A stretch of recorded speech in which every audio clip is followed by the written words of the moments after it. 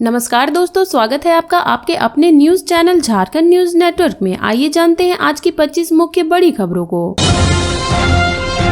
विधानसभा चुनाव में हार के बाद हिमंता बिस्वा शर्मा की बीजेपी विधायकों को सलाह। असम के मुख्यमंत्री हिमंता बिस्वा शर्मा ने झारखंड में सत्ता बरकरार रखने वाले झामुमो के नेतृत्व वाली गठबंधन सरकार से घुसपैठियों की पहचान कर उन्हें वापस भेजने के अपने संवैधानिक कर्तव्य को निभाने का आग्रह किया है। झारखंड चुनाव के लिए भाजपा के सह प्रभारी शर्मा ने पार्टी के नवनिर्वाचित विधायकों से विधानसभा में घुसपैठ का मुद्दा उठाने का आह्वान किया और कहा कि अवैध प्रवासी राज्य के लिए एक गंभीर खतरा है। शर्मा ने शनिवार को देर रात फेसबुक लाइव में कहा कि मुझे अब भी विश्वास है कि घुसपैठ की समस्या आने वाले दिनों में झारखंड को बहुत नुकसान पहुंचाएगी। यह आपकी झामुमो सरकार है। शर्मा ने कहा कि मैं आपको इन घुसपैठियों को वापस भेजने या कम से कम उनकी पहचान करने की अपील करता हूं। यह आपका संवैधानिक कर्तव्य है। भाजपा नेता ने कहा कि मुझे विश्वास है कि झारखंड सरकार इस जिम्मेदारी को पूरी करेगी। शर्मा ने नवनिर्वाचित भाजपा विधायकों से विपक्ष के रूप में अपना कर्तव्य निभाने और विधानसभा में घुसपैठ के मुद्दों को उठाने की अपील की है।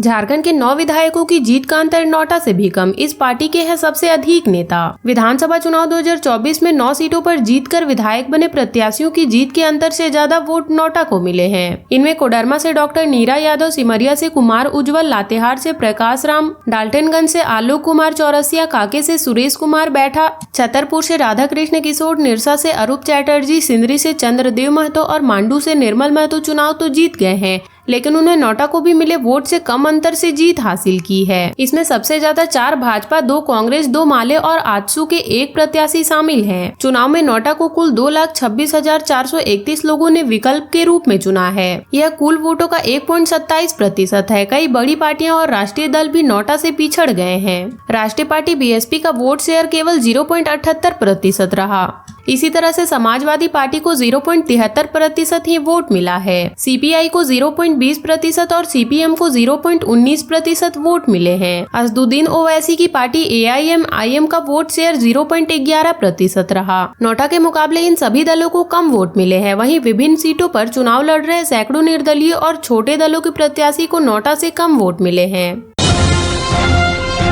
झारखंड में बीजेपी का हर दाव हुआ फेल। 1 एसटी और 3 एससी सीट जीते, केंद्रीय नेतृत्व भी रहा नाकाम। विधानसभा चुनाव 2019 में मिली हार के बाद झारखंड में चुनाव जीतने के लिए भाजपा द्वारा अब तक किया गया हर प्रयोग विफल होता दिख रहा है। राज्य के गठन के बाद पहली बार वर्ष 2014 में एनडीए गठबंधन को पूर्ण बहुमत मिला था। तब रघुवर दास राज्य के पहले गैर आदिवासी मुख्यमंत्री बने थे। इसके बाद 2019 में हुए विधानसभा चुनाव में पार्टी सत्ता से बाहर हो गए। 2014 में 37 सीटें जीतने वाली भाजपा 25 सीटों में आ गई। इसके बाद से ही भाजपा राज्य में अपनी खोई हुई जमीन पाने के लिए जद्दोजहद कर रही है, लेकिन मौजूदा चुनाव में भाजपा का ग्राफ वर्ष 2019 से भी नीचे चला गया। बीजेपी को सबसे अधिक नुकसान अनुसूचित जनजाति के लिए आरक्षित सीटों पर हुआ था। भाजपा को 2019 में कुल 12 सीटों का नुकसान हुआ था। इनमें से 9 अनुसूचित जाति के लिए आरक्षित सीटें थी। पार्टी को पिछले चुनाव में एसटी आरक्षित 2 सीटें मिली थी। इसके बाद दूसरे दलों के कई आदिवासी नेता को पार्टी में शामिल कराया गया, लेकिन इसका कोई लाभ नहीं हुआ। इस चुनाव में मात्र 1 सीट मिली। वर्ष 2019 में भाजपा को अनुसूचित जाति के लिए आरक्षित 5 सीटों पर जीत मिली थी। इस चुनाव में भाजपा 3 सीटों पर पहुंच गई। नेता प्रतिपक्ष अमर बावरी इस चुनाव में लड़ाई से ही बाहर हो गए। वे तीसरे स्थान पर पहुंच गए। कांके जैसी सीट जिस पर भाजपा पिछले 34 वर्षों से जीत रही थी, वहां हार गई। छतरपुर में लगातार 2 बार चुनाव जीती भाजपा इस बार सीट नहीं बचा पाई। 2024 के लोकसभा से लेकर विधानसभा चुनाव तक दूसरे दलों के बड़े आदिवासी नेताओं को भाजपा में शामिल कराया गया। कोल्हान में पूर्व सीएम मधु कोड़ा की पत्नी गीता कोड़ा को पार्टी में शामिल कराया गया। वर्ष 2019 में गीता कोड़ा कांग्रेस के टिकट पर सिंहभूम लोकसभा क्षेत्र से चुनाव सांसद चुनी गई थी। इस वर्ष गीता कोड़ा भाजपा से चुनाव लड़ी और हार गयी। इसके बाद विधानसभा चुनाव में पार्टी ने उन्हें जगन्नाथपुर सीट से प्रत्याशी बनाया। वह विधानसभा चुनाव भी हार गयी। पलामू में नहीं टूटा मिथन, फायदे में कांग्रेस, झामुमो और भाजपा को नुकसान, राजद की वापसी। विधानसभा चुनाव 2024 के परिणाम से पलामू प्रमंडल में कई पुराने मिथक कायम रहे तो कई नए कीर्तिमान भी बने। पूरे पलामू प्रमंडल की 9 सीटों में इस बार इंडिया गठबंधन को 2 सीटों का फायदा हुआ है। राजद ने 2 सीट जीतकर वापसी की है। कांग्रेस को भी 1 सीट का लाभ हुआ है तो झामुमो और भाजपा को 1-1 सीट का घाटा हुआ है। पिछले चुनाव में भाजपा 5 सीटों पर जीत दर्ज की थी। हुसैनाबाद से एनसीपी के टिकट पर कमलेश सिंह जीते थे। वह चुनाव से पहले भाजपा में आ गए थे। भाजपा के टिकट पर चुनाव लड़े पर सफलता नहीं मिली। 2024 के चुनाव में भी छतरपुर का पुराना रिकॉर्ड बरकरार रहा। 1985 के बाद से राधाकृष्ण किशोर ही ऐसे विधायक हैं जिन्होंने वापसी की है। 2019 में जीतने वाली पुष्पा देवी को भी भाजपा ने 2024 में भी प्रत्याशी बनाया था, लेकिन पुष्पा देवी उस रिकॉर्ड को नहीं तोड़ सकी। राधाकृष्ण किशोर 1980 में कांग्रेस के टिकट पर चुनाव जीते थे। 1985 और 1995 में भी कांग्रेस के टिकट पर जीते थे। 2005 में जेडीयू और 2014 में भाजपा के टिकट पर चुनाव जीतने के बाद 2024 के चुनाव में किशोर कांग्रेस प्रत्याशी के रूप में चुनाव जीता। किशोर की जीत से 30 वर्षों के बाद कांग्रेस ने छतरपुर के राजनीतिक जमीन पर वापसी की है।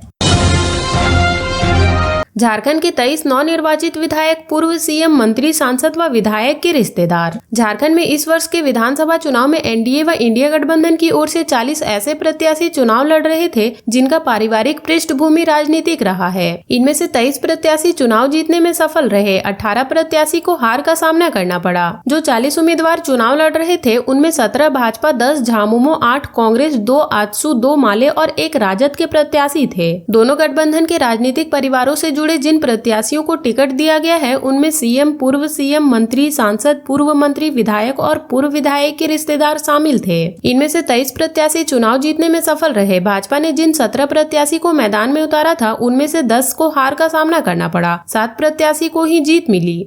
झारखंड मुक्ति मोर्चा के 10 में से 9 प्रत्याशियों ने जीत हासिल की। कांग्रेस के 8 में 5 प्रत्याशी चुनाव जीतने में सफल रहे। माले के प्रत्याशी अरूप चैटर्जी व चंद्रदेव महतो को भी जीत मिली। वहीं आजसू व राजद के राजनीतिक पृष्ठभूमि वाले उम्मीदवार चुनाव जीत नहीं सके। झारखंड में अनोखा संयोग, चुनाव जीतकर विधानसभा नहीं पहुंच सका कोई उत्पाद मंत्री। झारखंड में उत्पाद और मद्य निषेध विभाग के मंत्री रहे सभी प्रत्याशियों को इस चुनाव में हार का सामना करना पड़ा। वर्ष 2019 के चुनाव के बाद बनी सरकार में 3 अलग अलग विधायक को उत्पाद विभाग मंत्री बनाया गया था। तीनों मंत्री को हार का सामना करना पड़ा।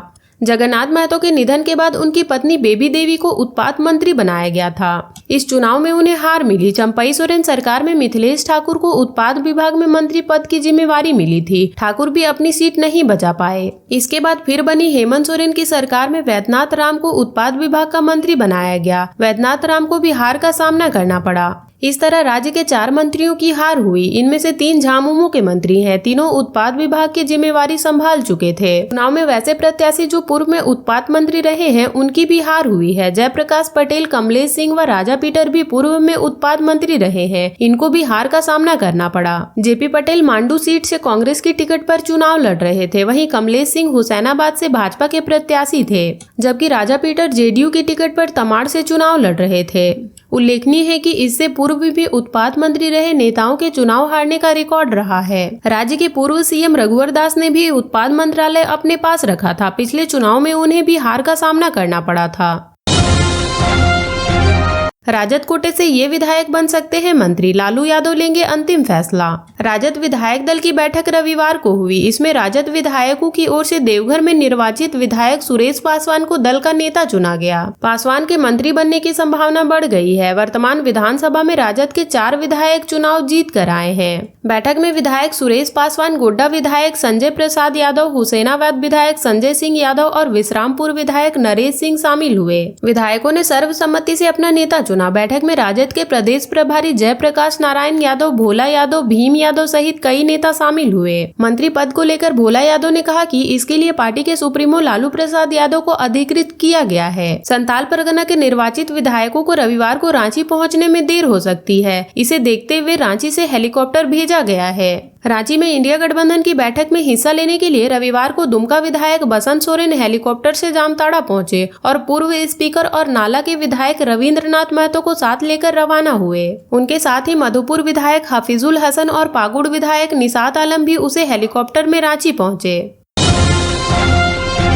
पूर्वी सिंहभूम और पश्चिमी सिंहभूम जिले में 9 विधानसभा क्षेत्रों में किस बूथ पर किस प्रत्याशी को मिले कितने वोट। झारखंड विधानसभा चुनाव में पूर्वी सिंहभूम जिले के सभी 6 विधानसभा सीटों में 4 विधानसभा सीटों पर झामुमो को जीत मिली है। 1 सीट भाजपा और 1 सीट जेडीयू के खाते में गई है। जिले की 1 सीट कांग्रेस के हाथ से निकल गई। पश्चिमी सिंहभूम की 3 विधानसभा सीटों पर झामुमो ने जीत दर्ज की है। हेमंत सोरेन 28 नवंबर को सीएम पद की लेंगे शपथ, राज्यपाल से मिलकर सरकार बनाने का दावा किया पेश। झारखंड के मुख्यमंत्री हेमंत सोरेन रविवार को राजभवन पहुंचे। वह राज्यपाल संतोष कुमार गंगवार से मिले और सरकार बनाने का दावा पेश किया। वे 28 नवंबर को सीएम पद की शपथ लेंगे। झारखंड विधानसभा चुनाव 2024 में इंडिया गठबंधन को प्रचंड जीत मिली है। 56 सीटों पर गठबंधन ने जीत दर्ज की है। राज्यपाल संतोष कुमार गंगवार से आज मुख्यमंत्री हेमंत सोरेन ने राजभवन में भेंट की और उन्हें त्याग पत्र सौंपा। राज्यपाल ने उनका त्याग पत्र स्वीकार कर कहा कि वैकल्पिक व्यवस्था के गठन तक अपने दायित्वों का निर्वहन करते रहे। राज्यपाल ने मुख्यमंत्री हेमंत सोरेन को मनोनीत मुख्यमंत्री नियुक्त करते हुए उन्हें सरकार गठन के लिए आमंत्रित किया। और अब तक के लिए इतना ही। ऐसे ही वीडियोस के लिए लाइक, शेयर एंड सब्सक्राइब करें और जुड़े रहे झारखंड न्यूज नेटवर्क से।